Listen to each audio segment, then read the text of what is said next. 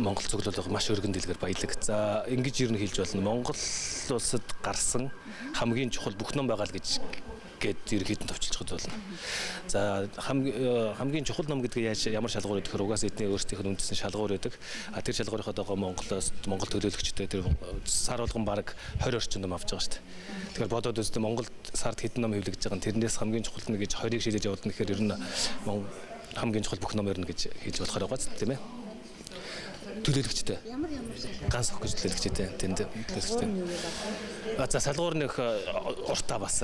Зэрэг одоо бас энд хэлэхэд их золонтой. Ер нь бол ийм нэг зарчим битээ. Тэр ямар зарчим бэ гэхээр Томас Жефферсон ерөнхийлөгч байхдаа өөрийнхөө номын сангид бэлгэлсэн. Тэгээ бэлгэлэхдээ тэр төтөр бүр хоолны ном урт байсан гэж байгаа. Тэг яагаад Конгрессийн номын санд энэ одоо хоолны ном урт байх хэрэгтэй юм бэ гэсэн чинь тэр Томас Жефферсоны хэлсэн нэг алдартай үг энэ номын сангийн зарчим болсон. Энэ Конгрессийн гишүүн хүмүүс хууль тогтоон тийм ээ. Бүх төрлийн хууль тогтоон шүү дээ. Хоолтой холбоотой хууль, хүнс тэтгэх хууль хүртэл тогтооно үстэй. Тэгэхээр Конгрессийн гишүүн хүн бүх төрлийн мэдлэгтэй байх хэрэгтэй юм аа.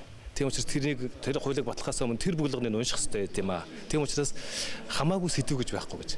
Тэгэхээр сэдвийн хувьд бол хамаатай сэдв хамаагүй сэдв гэж байхгүй.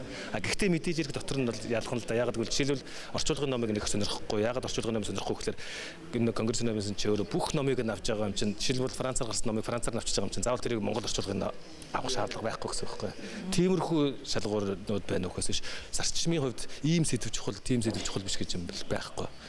За тэгээд түрүүчийн асуулт үргэлжлүүлэхэд илүү чухал юм юу вэ гэвэл Монголд байхгүй бид нарт илүү юу чухал вэ гэх юм бол ховор хууч ном их байгаа олон байгаа.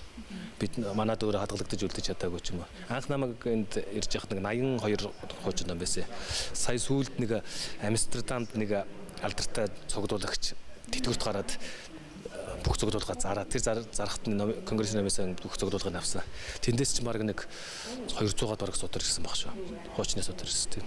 Тэнд нь ямар тэгэл юуны шашны ном судраас авахулаад хилний түүхийн гэж янз бүрийн бүх төрлийн судар манайд гарч ирсэн л бараар хэвлэгдсэн болоод гар бичмэл ямар л судрууд энэ ер нь баг бүгдээр байгаа. За ганц хувь судар гэх юм бол цөөхөө нэг 2 3 судар яг зөвхөн энэ гэж нэг эрдэнэ ирэх гэж нэг судар байдаг та. Тэрний энд манай энэ Конгрессийн номын санд хадгалагдаж байгаа хувилбар нь бол ер нь төгчдөр яг энэ бусад өөр газар байхгүй хувилбар шүү гэдэг тийм.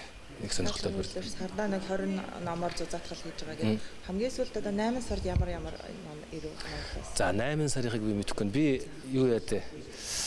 Би чинь Конгрессийн номын сангийн үйл ажиллагаан биш. Хагас өдөр ирж Монгол номынхын каталогийг хийж өгдөг. Тэгээд нэдэн би 6 сард хүртэл өнгөрсөн жилийн бүх номыг хийж дуусчихсан байгаа. Одоо дараа жил 10 сараас эхэлнэ. За сүүлийн